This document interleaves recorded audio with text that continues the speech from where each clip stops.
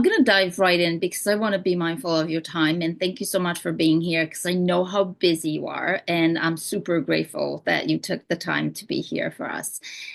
And I'm going to dive right in by asking you, being a coach for team leaders for such a long time, I'm 100% sure that you've seen some commonality and traits between team leaders that are staying at a certain level and the ones that really make it big. So my first question to you would be, what is that trait that you see in team leaders that makes them super successful, but also makes them good leaders for their teams?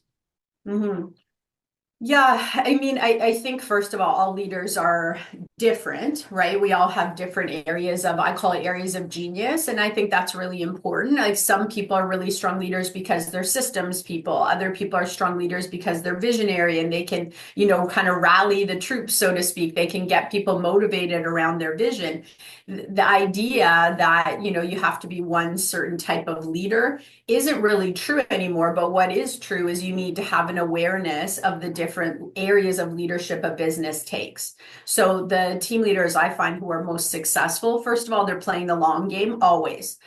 They have staying power. We've seen in the last couple of years, we've seen it in the coaching industry, we've seen it in the team industry, in real estate, in sales and service. When the markets get difficult, people like to tap out and find an easy answer, and everything is too hard. Like strong leaders, that's when they lean in. That's when they lean in and do what it takes to move forward, and they walk the talk. So for me, the leaders over the years that I've worked with who have been most successful or just had the pleasure of knowing, right, who are team leaders, number one, they are systematic. They're building things out in a system way, because you can have the biggest vision, the most willpower out there. You are not going to be able to compete with somebody who has not the person, but somebody who has the same vision as you, who has systems and processes in place. They do the heavy lifting for us. So they have this ability to understand you need to build out this systematic part of your business. You need the integrity and staying power, the mindset of a CEO is very different from the mind of a top producer. And you need to make sure that, of course, you care about carving out a path. The top leaders understand that you may have climbed a mountain 20,000 times. If you can't predictably help someone else climb that same mountain, you have a crumbling value proposition. And that's going to cause a lot of difficulty as you grow. So I think there's a lot of commonalities. They're lifelong learners. There's so many things I could say. But end of the day, it's the systems, the mindset, the understanding that you're sherpaing other people to success that correlates to the most growth. And what do you see that their most common resources in order to sustain the system, to sustain the mindset? I mean, we hear and talk about culture so much, right? And we're on stages and we talk about like authenticity and integrity and our values and our mission and our vision and all these things. That culture is the tools you actually use when things get tough.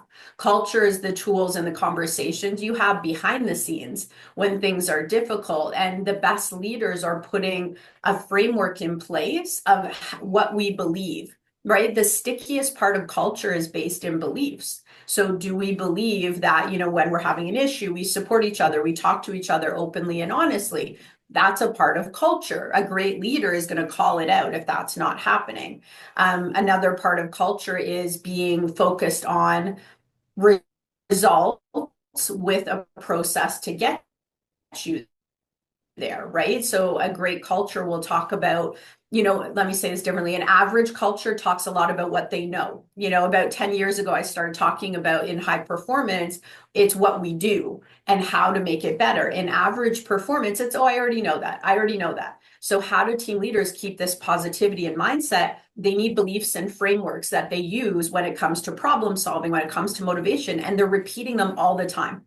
So it's like in mindset work, we call it installing, right? Our brains actually have installations. So great leaders are doing installations all the time of what do we believe? How do we think? How do we act? What are our habits? And they're constantly reinforcing it so that when things happen, we know how to show up.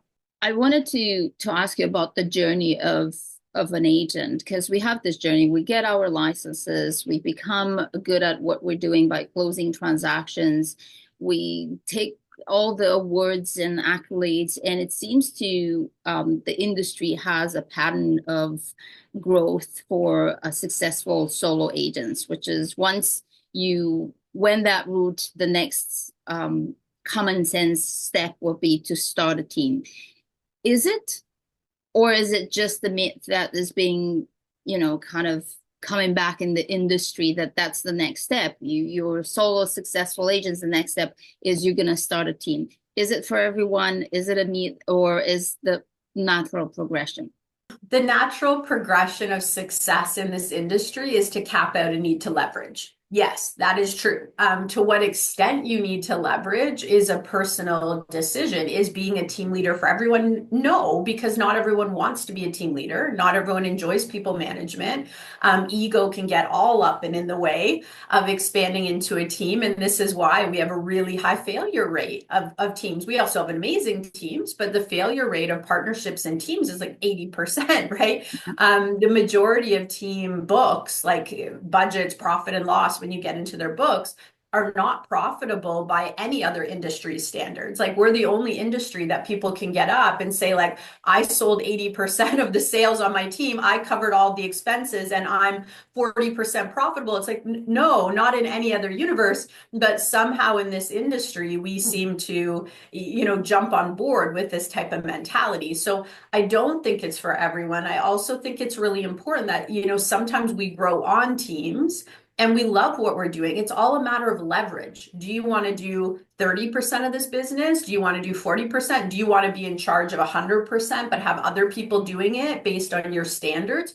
You need to ask yourself that question, because I've seen people, on their own or on teams also get this idea that it's so easy. And it's like, well, yeah, it's so easy because you're in an ecosystem that allows for your success, and somebody else is working long hours and nights and investing huge money to make it that easy for you. So for some people, they go out and it's quite a culture shock because they don't actually want to have a team, and they just thought because it was so easy for them that maybe that was the next step.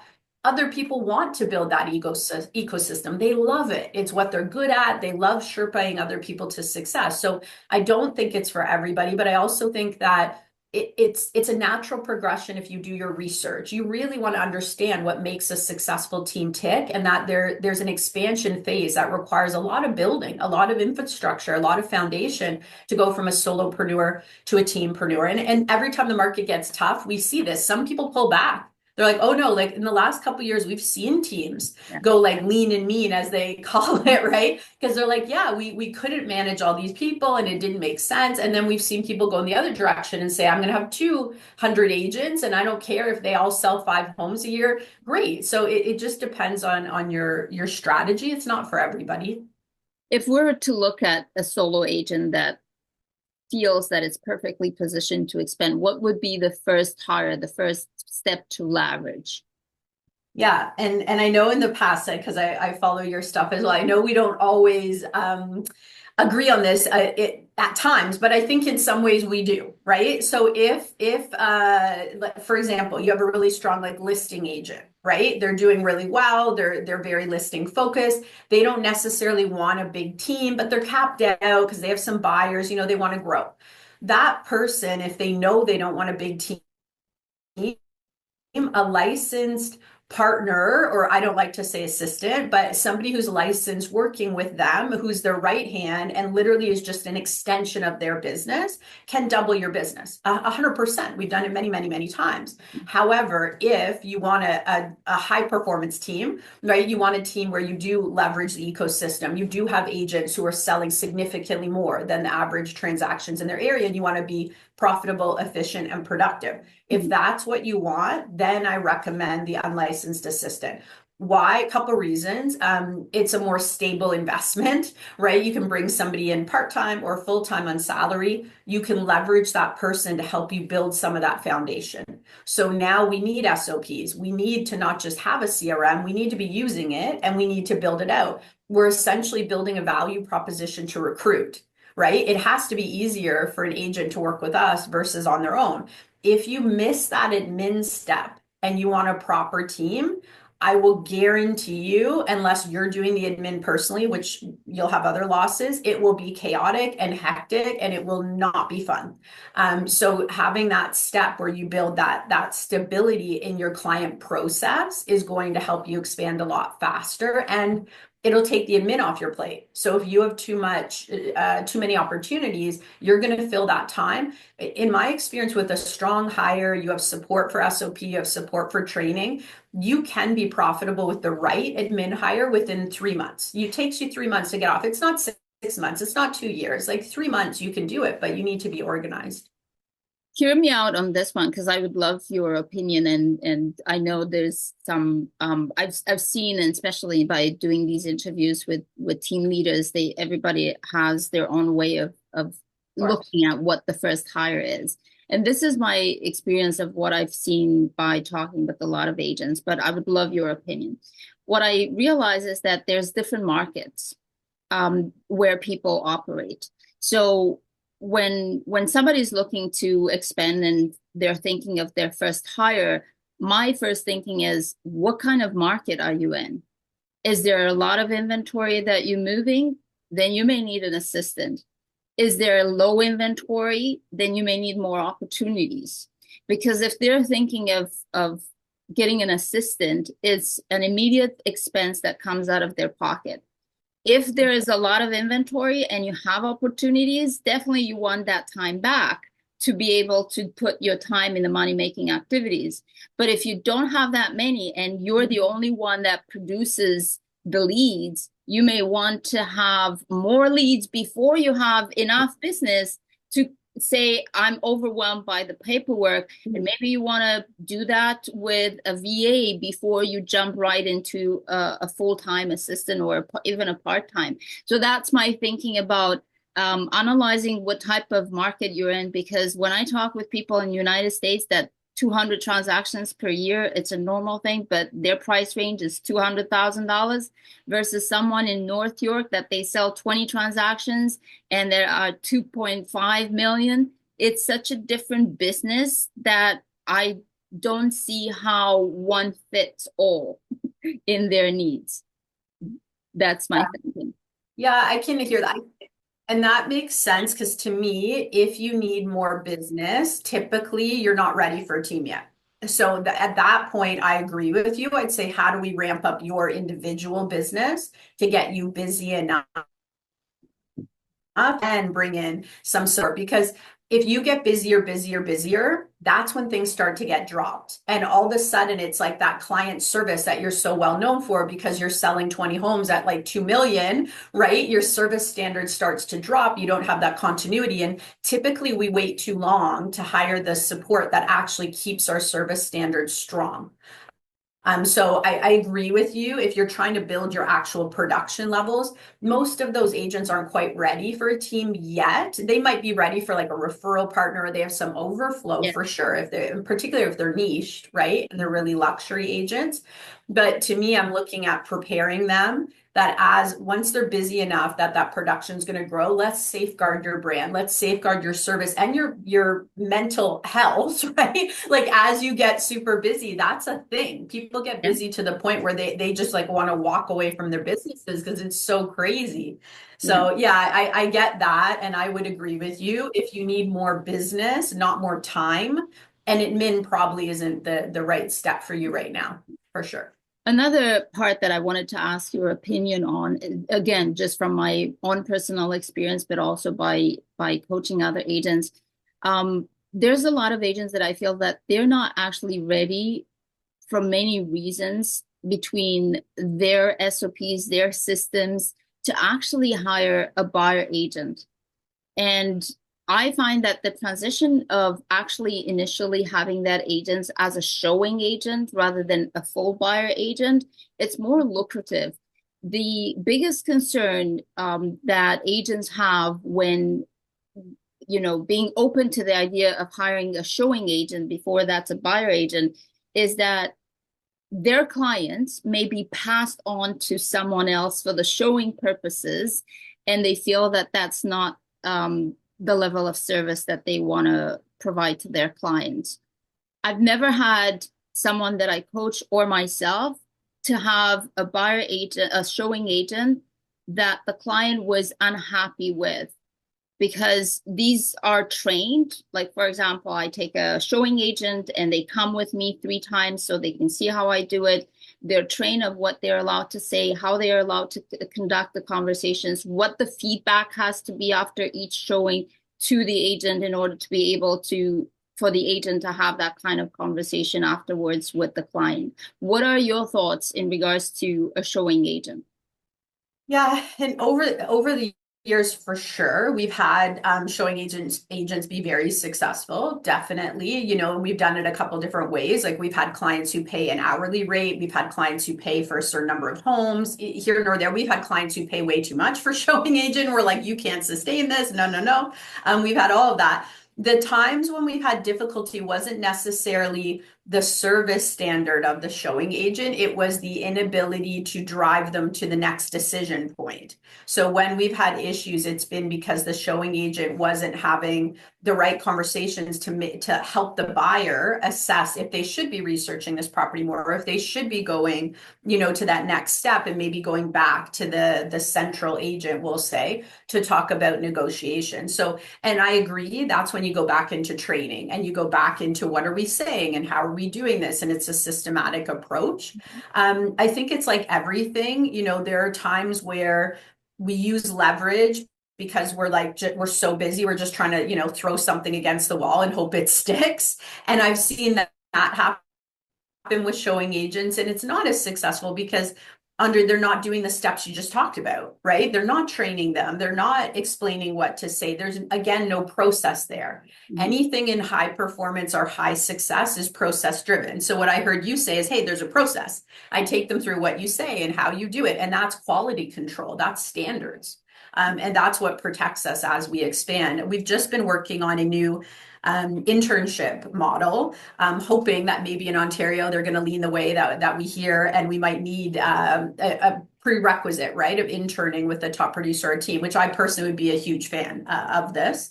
And so we've been working on that structure, which isn't quite a showing agent, but it's similar. Like we've built in all of those capabilities. So it's very clear, hey, if you do this to support the team or this is exactly how you're compensated. If it goes well, you could potentially move up into a team member position. And I'm a big fan of that. What I am not a big fan, I've seen even with some of our clients try to do more of a salaried role for like a new agent or a team agent, but they're not a licensed client care. They don't have those responsibilities.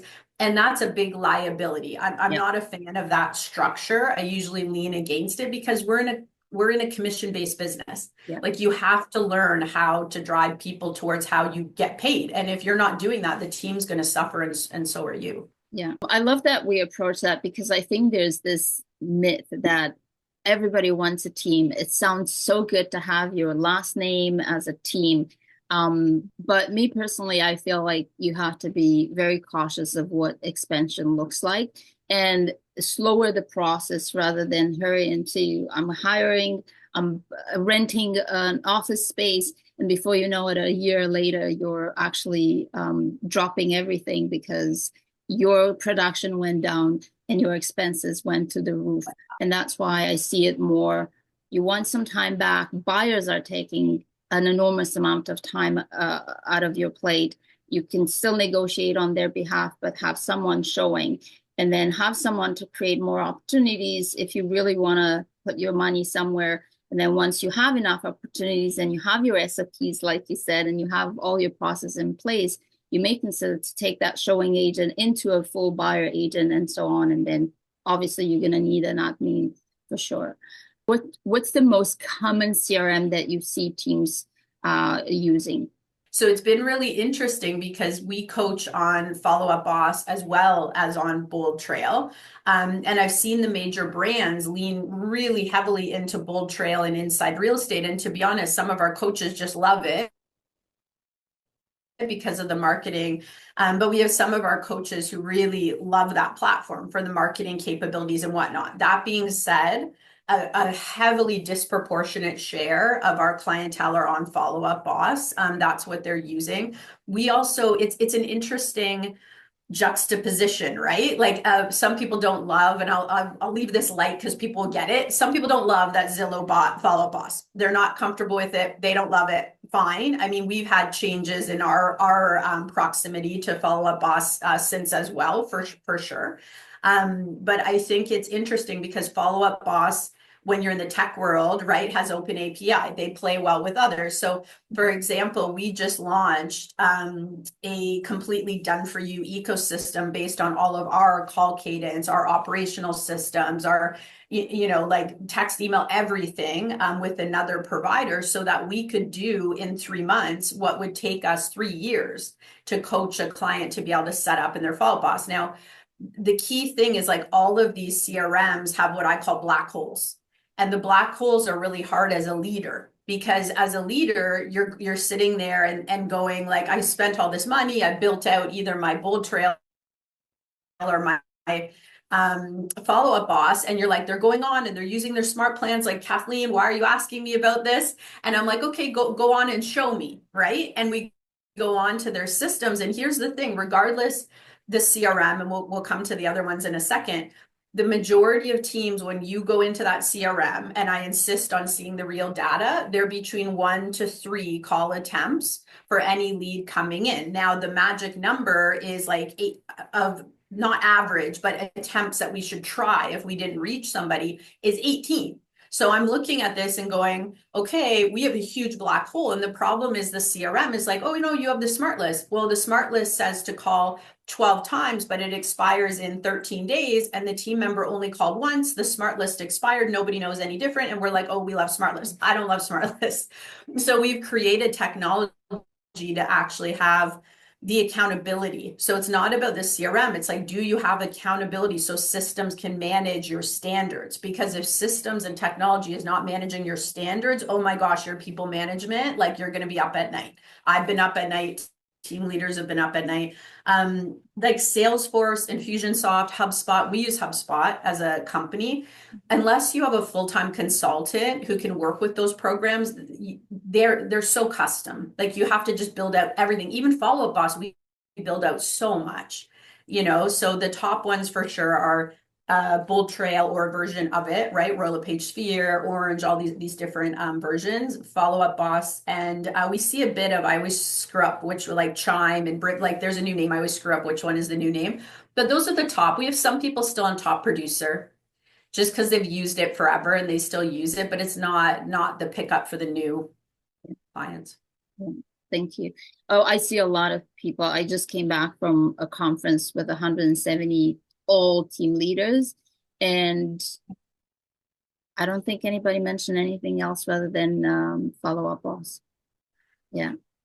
I wanted to ask you, what do you see being an important threshold of growth? For example, teams of 5, teams of 15, teams of 20, and where do you feel that there's this transition where if you got it to 15, makes no sense, just go all full in and build a mega team? And where do you see profitability and challenges in these steps? Yeah, it's a big question. I mean, sometimes people get to the team of 5 and 7 and they don't realize they have a profitability problem until then. Because when you're building the team, you're working so hard to sell, you're trying to recruit, you're trying to build systems, you're still selling a lot of the production for a lot of the leaders, not all, but a lot. And then they start to dive deeper into budget. So I think that magic like 5 to 7 is typically where team leaders start to go, oh, wow, what I thought would work maybe doesn't. So if we're going to see a shift in compensation structures or value proposition to the team, we often see it around that size. To me, it's you're not going to build a team of 600 people using a high performance compensation model, right? That doesn't make sense. Like the high performance is more tight knit. You're investing a lot more into training, into marketing, that tech to hold accountability for your people. So you have I recommend that you reflect as a leader on what type of a team you actually want to have, right? There's pros and cons to both. You can have a team that sells, for example, 200 homes a year that profits the exact same amount as a team that sells 350 homes a year. And some people hearing that might be like, that's crazy, Kathleen, but it's 100% true.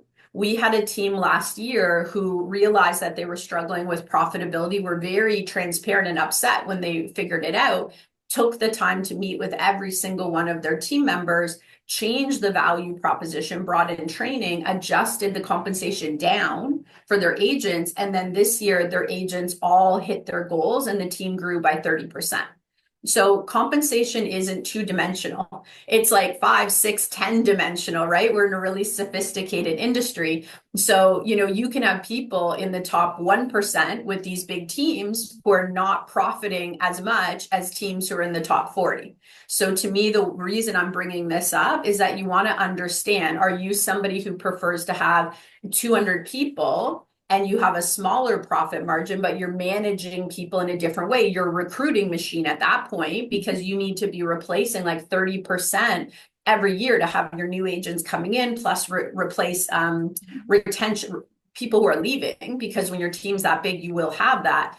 There's pros and cons. You have a bigger team. As a team leader, you're like, hey, if all my people again sell 5 homes or 8 on average, you're doing okay. When the market shifts, and those agents who are selling 8 homes a year are now selling 3 or 4, you're going to lose a lot of them. And there's a lot of recruitment in that model. There's a lot of people management.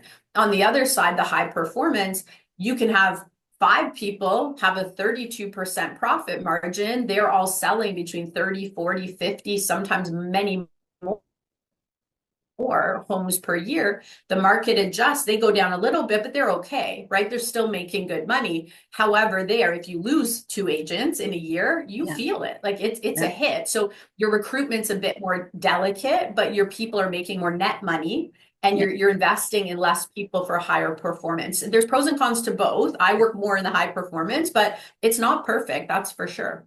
What's a healthy profitability margin that you would consider that's a good profit? Yeah, we build around getting people to a minimum of a 28%. Now, when I'm saying 28%, that's a minimum. We have teams that are over that for sure. We're talking about you take all the gross sales, right? Everything that your team leader members are doing, whatnot. Then you reduce by cost of sale. What are we paying those team members? I recommend as a team leader, you pay yourself the same as you're paying your team members for budget purposes. You're going to have something we compensate to our brokerages for all the great work they do. And then obviously all of your expenses and costs. After that's paid, including a team leader salary, if you're running that role or something you're compensating yourself for, after that is profit, right? After you've paid all the expenses. So when you do the numbers that way, it's like, if you're paying out 65%, as a split to your agents and your operating is 20, if you're lucky, most people are 30% plus on their operating. Well, there's the numbers. You have a 5% margin, and that maybe doesn't even include paying yourself. So it's hard to weather the storms of this industry with a 5% profit margin. It takes most people out. Yeah, 100%. When people are thinking about becoming team leaders, they're thinking of like passive income and retirement, a way of coming out of the transaction treadmill. How true is that? Well, you're still on the transaction treadmill. You're just responsible for other people doing transactions. You're Sherpaing the people who are hiking the mountain, right? So I think what is true is that building a team can allow you to leverage bigger marketing budgets. That allows you to hire exemplary people who can help you provide great services. It allows you to have the budget to invest in people like you and I, right? We do a ton of team member training and coaching. It gives you the ability to have services that a solo agent just doesn't have the budget for. So just simply being with a team, you're going to pool your resources. It also gives you the ability to have a legacy plan, right? Are you going to have residual income? Are you going to retire? What does that look like? Are you going to sell the business? Are you going to sell shares, portions of the team, which we have clients actively doing? So I think that piece is important, and you have to know how you tick. right? Like I'm in coaching because I love helping other people like go through transformations. I love it, but I'm not money focused. I'm contribution focused. If I was money focused, I could make way more money selling on my own as a coach. Like this is reality, right? But I can't make the contribution. And I think for a team leader, if you love helping other people be successful, if you're kind of you've done your years selling, but it just doesn't give you joy anymore, there's other ways to contribute and have a legacy business and the brand. There's so many aspects. We could go on forever, right? Like your brand is more powerful in your market, all of those things. But the idea that team leaders don't have an important job with responsibilities that are required for the team to be successful, absolutely not. You have more responsibilities. They're just different. Yeah. What's the threshold where a team leader should feel comfortable coming out of production? Or would a team leader should come out of production at all? It depends. Like some team leaders I work with over the years, they love selling. Like they don't want to stop. And why? If you love it, I mean, I know when Mark Ferris was at Summit, not this 2023, somebody asked him this question. In fact, and I was really curious myself because I never heard him talk about it. And they said, Mark, like, why did you stop selling? Because he was kind of renowned to still be selling like 70, 80, 90 homes a year and running this massive organization. And his answer was not that he didn't want to sell anymore. It was that it was what the business needed. And as a CEO, he had to do what was best for the business. And I've seen that happen for sure, where the team's struggling because they don't have a leader whose vested interest is their success, because the leader's floating the boat and their energy is other places. So do I think everyone needs to? No, there's so many different team models, but the most successful team models, there's a reason the team leaders are 100% focused on the success of the team. And that includes other agents, not their personal sales. Have you seen, for example, leaders that they weren't necessarily like top producers or really high producers, but they became extraordinary team leaders due to their talent? And what's the correlation? Because I think there's, in my view, the way I see it, some people can teach very well, some people can, and they don't have to be the best. And I always give this analogy in tennis. Some of the most amazing coaches, they've never actually won pretty much anything, but they coached all the top leaders in that industry. So how is that? Is it the same in real estate, in your opinion? Well, yes and no. I mean, yes and no. I think when we think about, right, a top coach, they have the ability to create tension and command attention. They have the ability to do that. So they get you to actually do what you need to do. A great team leader who hasn't necessarily been as successful as a top producer has the ability to understand, here's the process that's going to take my people to success. Here's the metrics I need to focus on. Here's the mentality so they're going to have that structure. What's the system that you see most team leaders use in terms of or business organization? EOS? Like budget or SOPs? The EOS, the Rockefeller, is there something that you recommend, or you see team leaders when they come to you, hey, we work based on this business model? Majority when they come to us, they're struggling with SOP. So they don't necessarily have everything documented, or they did it a few years ago, but the people in that place weren't updating it. So they're frustrated. So they're typically coming to say, how do we level up those SOPs and make them better? Or we want another set of eyes. Is this how we should be doing it? And we rebuild them. Teams have gone in so many different directions. Like I'm a big fan of combining with video training. So the bigger the organization, they might be on something like Thinkific or Kajabi or whatnot, because they want all their onboarding and training and SOPs to be systematic when people come in. We personally don't work with like one of EOS or the other models. We work with ours internally to build out and document. So it depends on the client. If it's a new client, it's their first SOP, probably Google Drive, and we have links to all the different documents. And every time we update it, it's simple and it works. What's one system that you recommend other than a good CRM for people to, for example, for communication purposes in a team structure? Communication. Well, the CRM would be our number one, because when not just having the CRM, using it, right? Because you'll see even sometimes people bring in an inside sales agent, right? And all of a sudden the agents are like going across the hall and they're talking to the inside sales about every single appointment that's booked. Next thing you know, it's like the inside sales had 2 hours of active call time because they had all these conversations that we could have put right into the CRM. So I think it's for us, that's the main one, like one place where all the information is housed. A lot of our people use Slack or use WhatsApp groups as well. Personally, our team, we've moved into Google Chats and pulled it all internal because we found these other apps. You need to get 100% buy-in. When not everyone's using them, it's really difficult. And they're like, I didn't see that, or I didn't see that, but everyone's on your email platform and they should be on your CRM. So Yeah. we pulled them in to make it more simplified.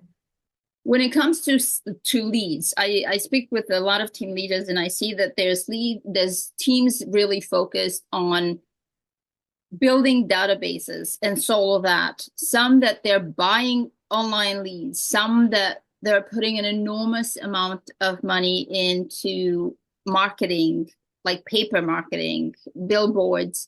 What do you see or what do you recommend based on the number of agents in your team that will be more profitable? Yeah, I think it also depends on the number of transactions because a number of agents isn't always reflective of productivity. Sometimes the bigger teams are actually less productive, right? Because your average is going to define the show. So it's like, you can have people have 8 ops people because they're all not doing a lot, right? And it's contagious. Same thing with administrators.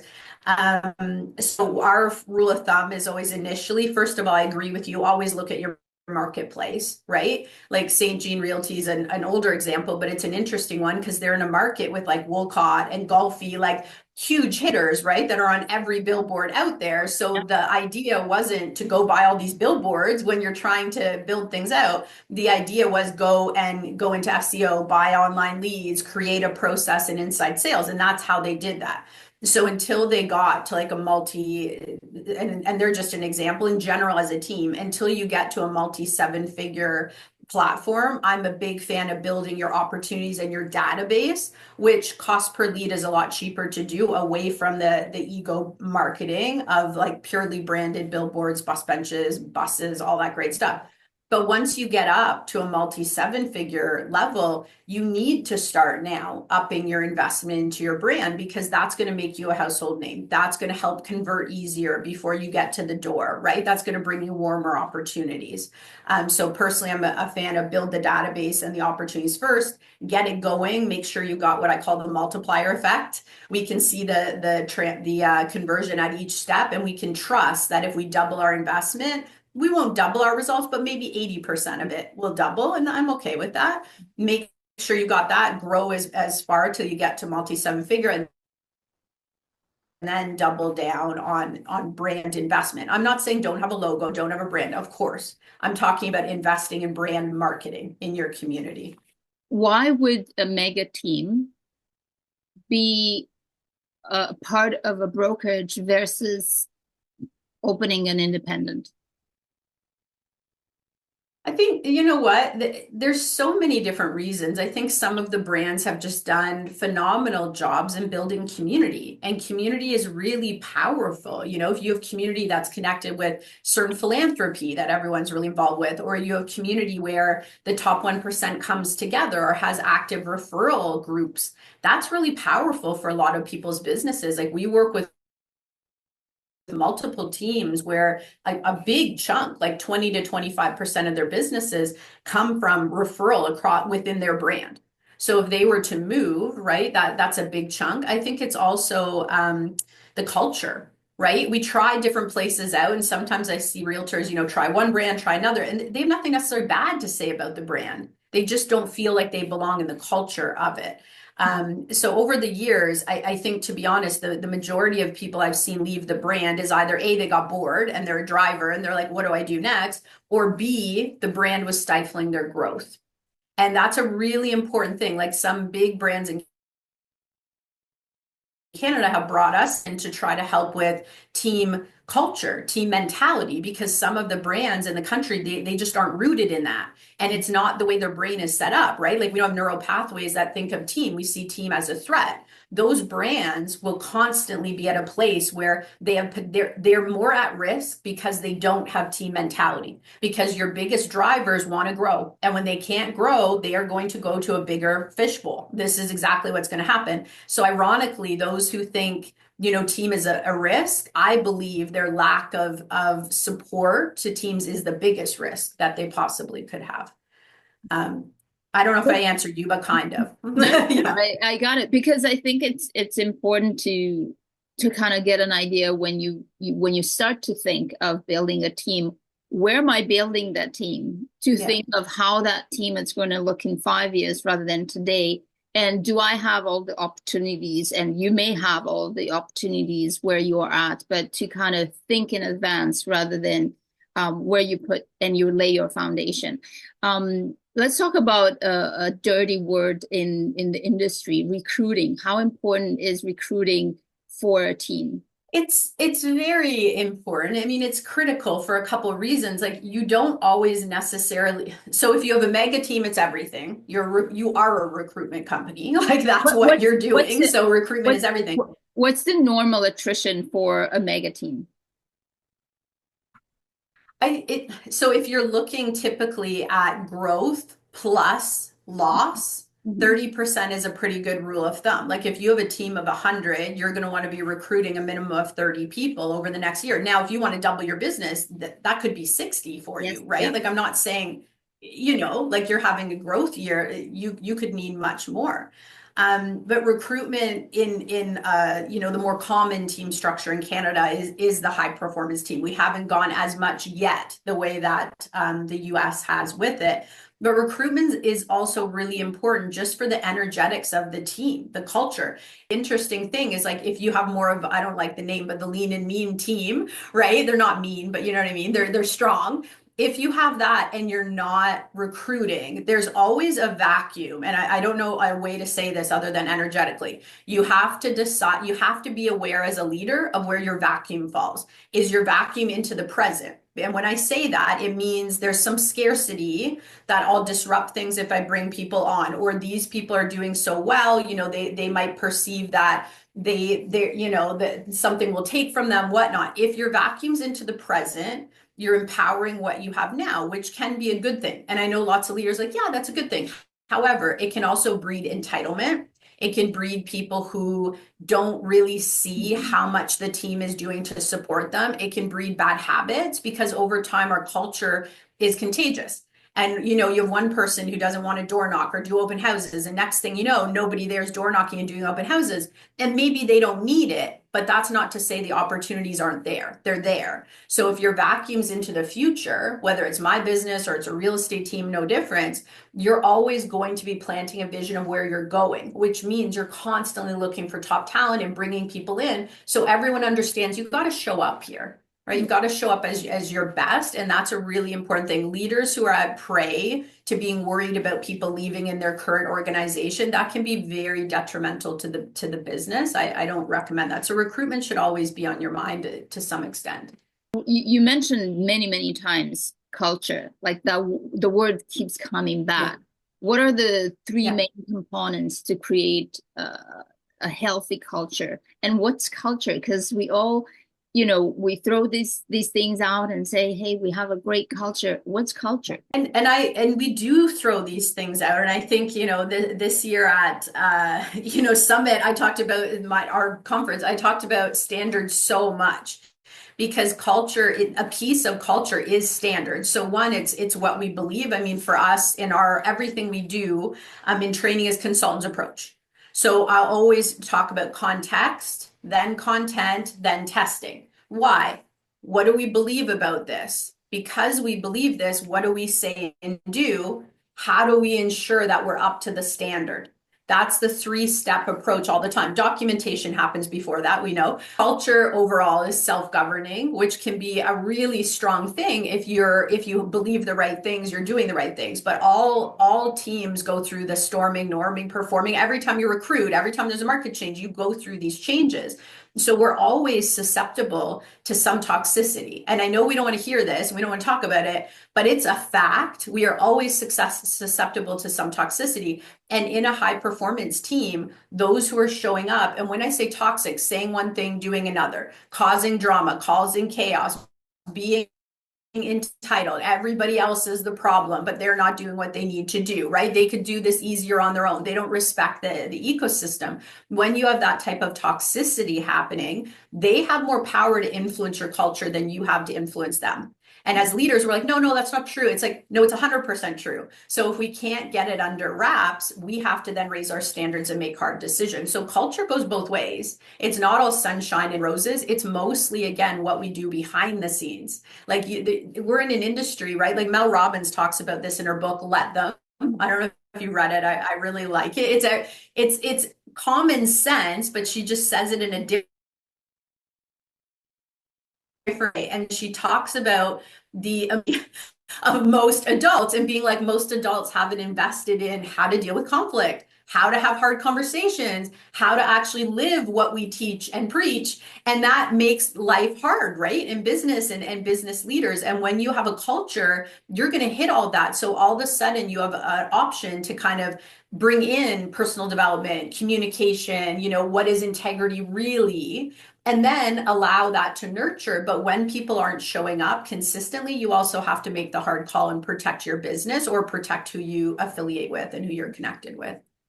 And you mentioned a great book, which I actually love, but it's actually one of the things that I wanted to ask you for team leaders that are already team leaders or people that are thinking to become team leaders. What are some books or podcasts that you would recommend? Yeah, there's so many, and I know it's funny because recently I'd asked a colleague about, and I'll bring up why I'm saying this. I'd asked a colleague like, what do you think of when you think of our brand?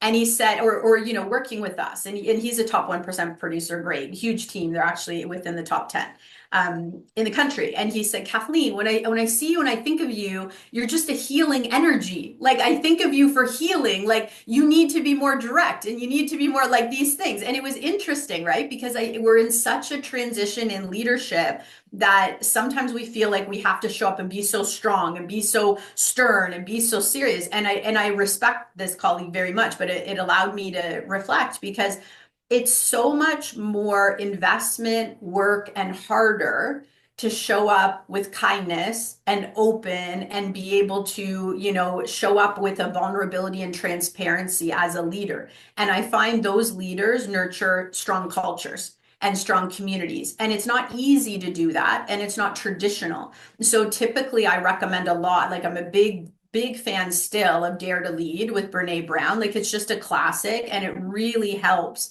leaders to understand how do you have these like difficult conversations. Like people management is the hardest thing.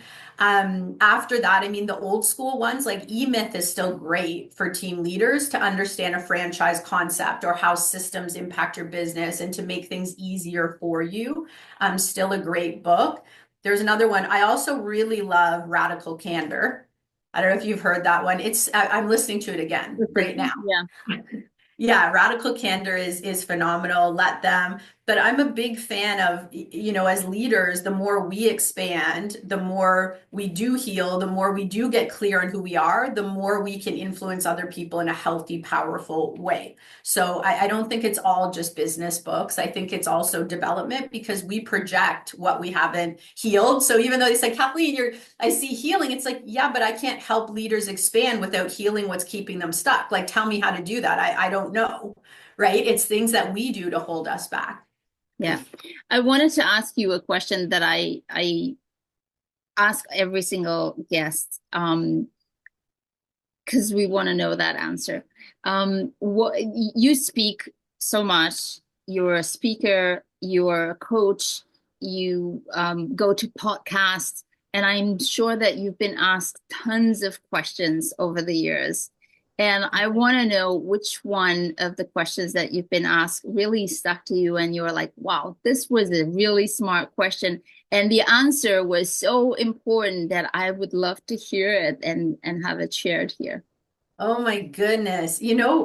You know what? Like I like we were going through this for our new like marketing, and I've done hundreds of podcasts, and I really like them, but I feel like most of them are similar questions. So I'm trying to think.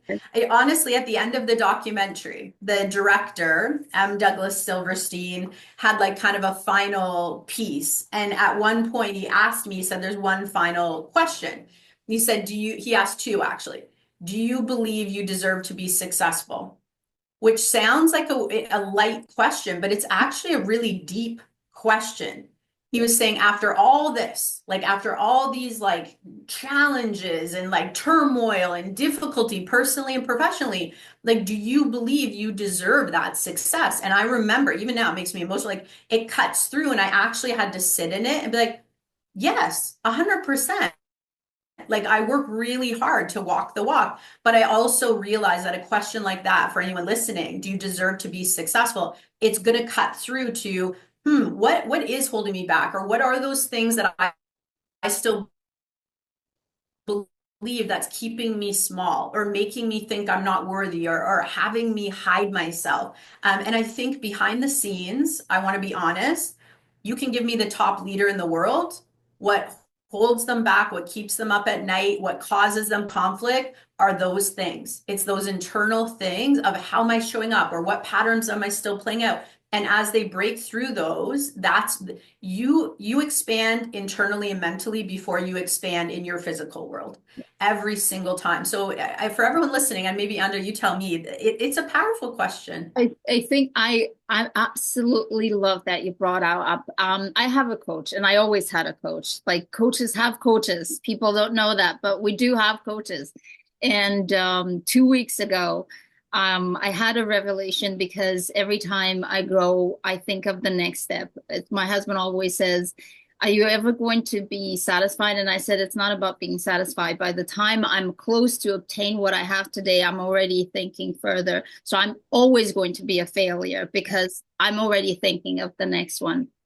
And I had a talk with my coach because we had like 2 weeks break so we can reflect on some things. And I sent her a message and I said, you know what I think it is right now that's stopping me? I don't know if I deserve it. And Ah. and then it just hit me that it wasn't anymore the skills, it wasn't anymore ideas, it wasn't anymore the system, it wasn't anymore anything. It comes to a place where do I deserve it, or this happens just to some people? I think that's such an important question that we're getting caught up into. What are the systems? What do I need to implement? What are the A and B and C? And you said it so well. It happens way before it happens in real life. It happens here and it happens here. And until it happens here and it happens here, it's never going to happen there because you're going to sabotage yourself in so many different ways. And I said, that's the answer that I need. And that's the power of coaching, and that's what you do. You put people into these head frames where they ask themselves the right questions besides all the operational side of the business, which is here and here. So I absolutely love that you brought that up.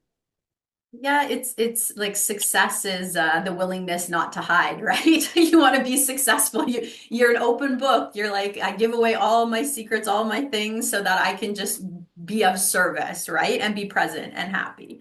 So I love that, Andrea. A couple of years ago, a coach and an advisor said to me, similar, Kathleen, you've worked so hard. All you do is work so hard. Now just embody it.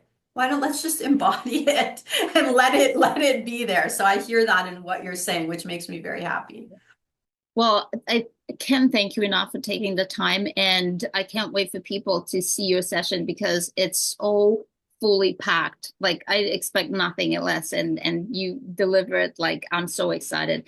And you're so like I know you know that, but I have to say it. You're so fluent into ideas, and even when you talk like CRM, it makes it like, oh, it's so good. Like things like that, like CRM. So Because exciting. Yeah, it's so amazing. Your quality of making things exciting it's amazing. So I can't thank you enough for being here and taking the time. And I know how busy you are. Thank you. Thank you so much for having me. And I always love to make time for you. I'm a big fan, Andrea. So thank you so much for having me. It's an honor. Thank you.